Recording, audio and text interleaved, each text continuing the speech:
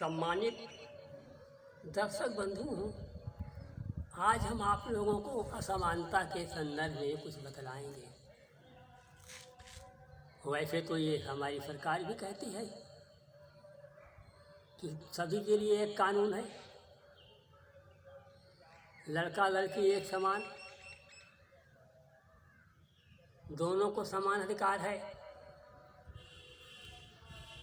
ये बातें सुनने में तो बड़ी अच्छी लगती हैं। यदि ऐसा हो जाए फिर तो सचमुच ही भारत उन्नति की ओर जा सकता है। लेकिन उनकी इन बातों में कहीं दरार है, और वो दरार जब तक है तब तक अपराधों को बढ़ावा मिलता रहेगा।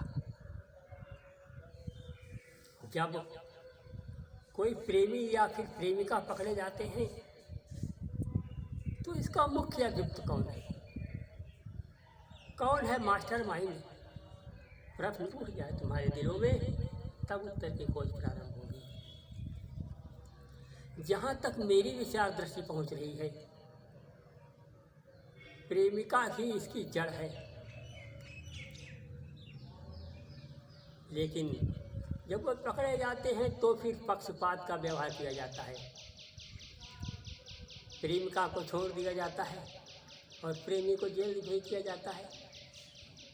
तब मुझे ऐसा लगता है कि जैसे जड़ में पानी दिया जा रहा हो और डालियों को काटा जा रहा हो।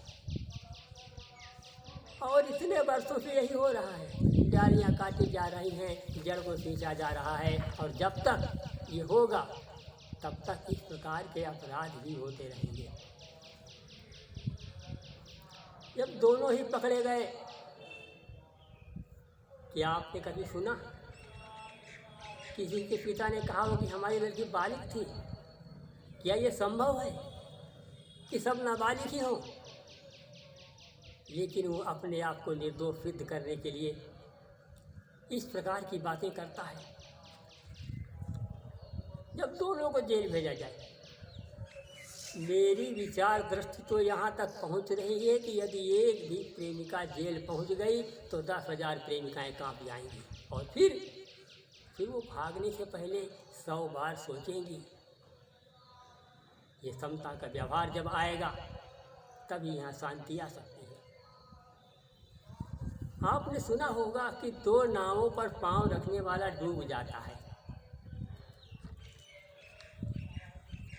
2 नावों पर पांव रखने वाला डूब जाता है, क्योंकि एक तो जो है, जो प्रेमी होता है वो विदेशी संस्कृति अपनाते हुए कदम उठाता है, लेकिन जो प्रेमिका है वो पहले तो विदेशी संस्कृति अपनाती है और फिर भारतीय संस्कृति पर आ जाती है।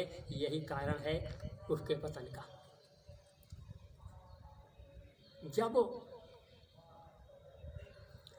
आप अंगूठी ले आए सोने की, उसे आप 10 वर्षों के बाद बेचें तो उसकी कीमत 10,000 रुपये होगी। और कहीं उसके 2 टुकड़े कर दें या फिर 4 टुकड़े कर दें तो भी उसका मूल्य वही होगा, उसकी कीमत कम नहीं होगी। और उसमें जो हीरा लगा होता है ना, बहुत ही मूल्यवान, उसकी अकेले हीरे की कीमत ही 10,000 रुपये होती है।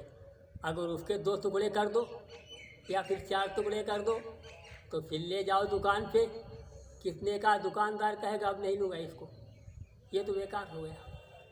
ये अंतर है, ये फर्क है नर और नारी के चरित्र में। जब आपने देखा होगा कि कोई कानून बनता है ना तो उसमें लिखा होता है कि जैसे चौकीदार की ज़रूरत है तो उसकी आयु सीमा होती है कि 30 वर्ष से 50 वर्ष तक। अगर पुलिस की भर्ती होती है तो फिर उसमें लिखा होता है कि 18 वर्ष से 24 वर्ष तक। लेकिन ये ऐसा कानून बन गया जिसमें कोई ब्रेक नहीं है। लड़की की ब्याह की उम्र 18 वर्ष और आगे कोई ब्रेक नहीं है, इसीलिए दुर्घटनाएं हो रही हैं। यहीं से कविता प्रारंभ होती है, सुनिए। बिना ब्रेक की गाड़ी, ये कानून है कन्या ब्याह का। दुर्घटनाएं नित होती पर निकली मुख से आह क्या।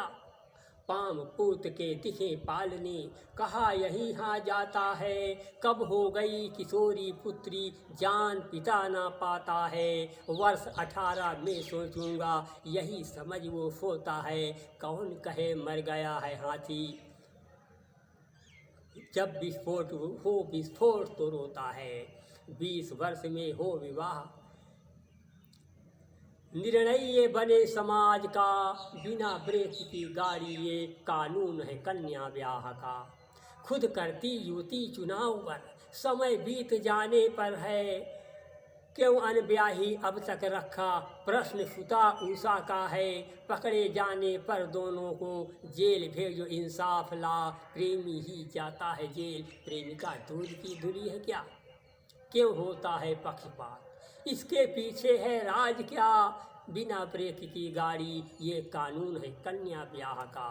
एक भारतीय संस्कृति है, एक विदेशी परंपरा।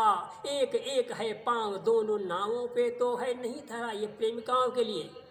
एक भारतीय संस्कृति है, एक विदेशी परंपरा। एक एक है पांव, दोनों नावों पे तो है नहीं धरा। या तो पूर्ण विदेशी बन जा, तू है नहीं तो और सही। यापन हिंद की बेटी तू, प्रेमी को तन सौंपना नहीं।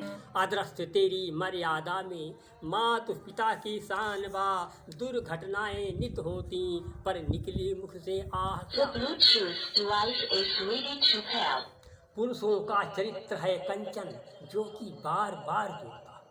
पुरुषों का चरित्र है कंचन, जो कि बार बार जुड़ता। टूटे जो फतबार मुद्रिका, मूल्य नभ का कम होता। नारी चरित कनी हीरा की, चटक गई तो चटक गई। मिले न कीरत फिर दोबारा, भटक गई तो भटक गई। पुरुष प्रधान समाजों में फिर पाएगी वह मान क्या। सावित्री का देश यहाँ लज्जा आभूषण नारी का।